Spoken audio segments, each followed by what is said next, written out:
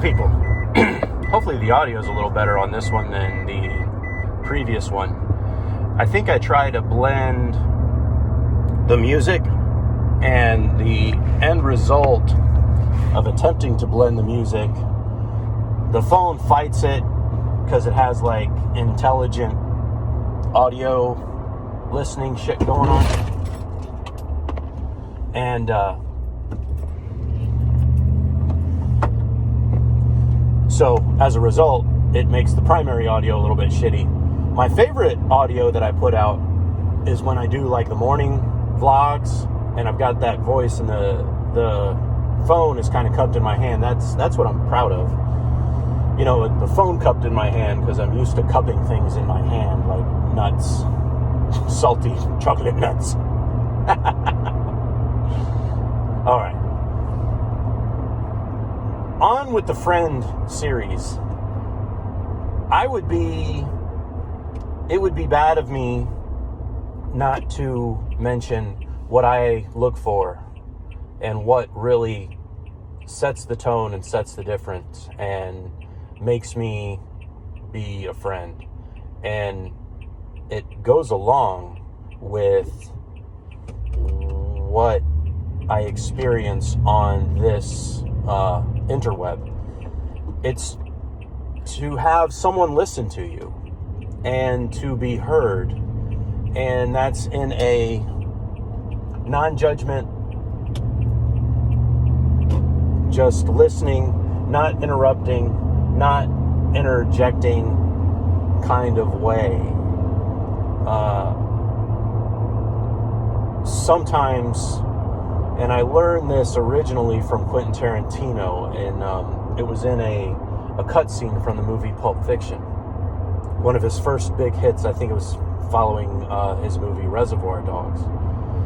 And on the DVD, there were deleted scenes, and one of them, when Vince Vega was first meeting Mia Wallace, she was giving him all these questions before coming down to meet him.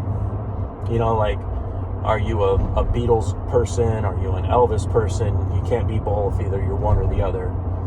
And then she poses the question, when speaking with another person, are you listening or are you waiting to talk? To that, Vincent replies, I have to admit, I wait to talk, but I want to be the person who listens. That's the start of a friendship right there. I had the guy I was telling you about in the last video, Mike, that we had worked with a long time ago. He was going through some very difficult times with his oldest daughter, and I had personally been through some difficult times between my mom as well as myself, and we're talking mental health issues, serious mental health issues. And we talked so much, and I listened so much. Beyond that, we were drinking buddies. When he opened his shop,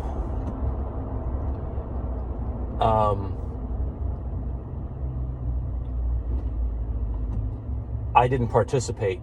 I didn't invest, knowing that our personalities weren't right for business. Like, I wouldn't want to be invested in because of his nature, and that's a bad sign as it comes to friendship, right? I eventually, instead of investing, went to work with him, and the reason I did so was as he was encountering all these things in business, he was quiet and he listened, what I thought was listening to me, like, because he was paying attention, not interrupting. Because while we were both techs for a short time, he left, opened up his shop. I was promoted to department manager at the dealership. So as a result of that promotion, I was put through general business, economic, and management training. And then I did quite a bit of economic training on my own. And I can talk a good game and sound knowledgeable. There are those who are better than me, but if you're a new business owner and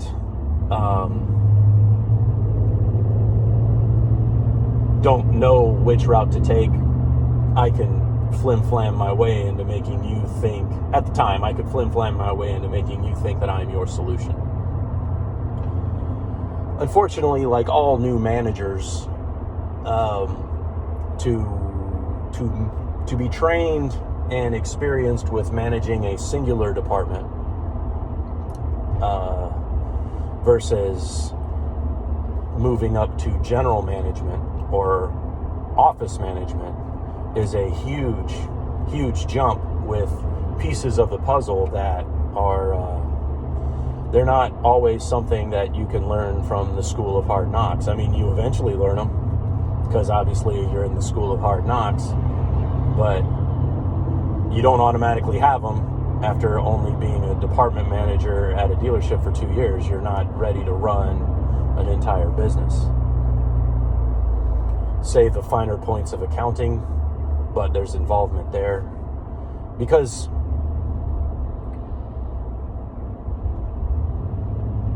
just real quick,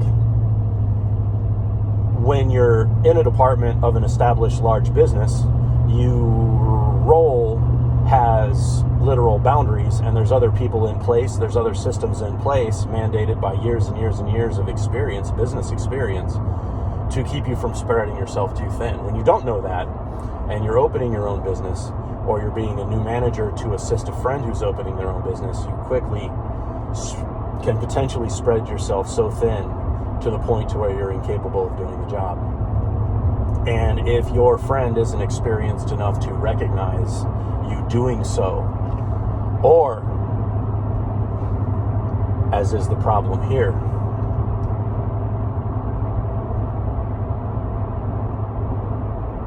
should have recognized the person not capable of doing so as they are killing themselves doing the job, then that's a problem. That's not what a friend does. You don't let a friend grind themselves into powder helping you.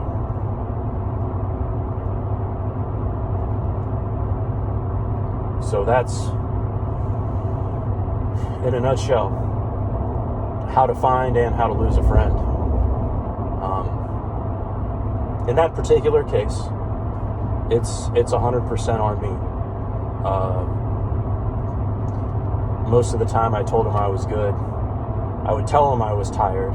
I would tell him I'd need a break. But there was no assistance on the other end to give me a break or to give me time off. So we're talking 4 years, no vacation, working through lunches for someone else's business, right? To me, you wouldn't do that to a friend.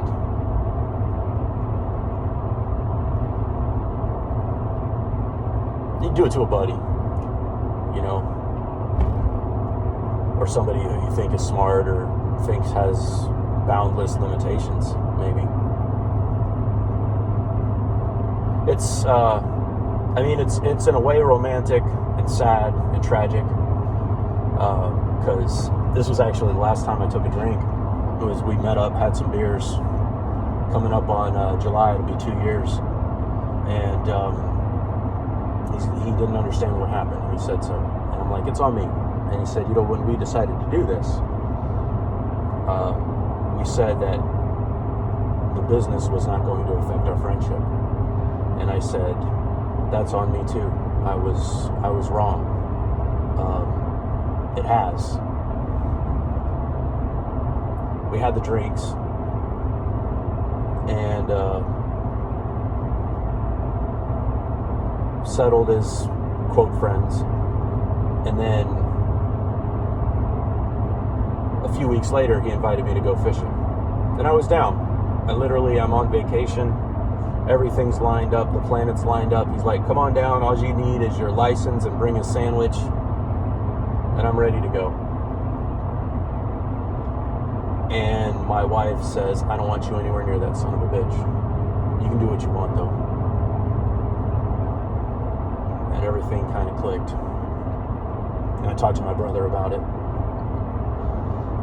And his thing is that Mike is somewhat innocent in this. He's just ignorant of the type of personality that I am. My handicaps. You know, it's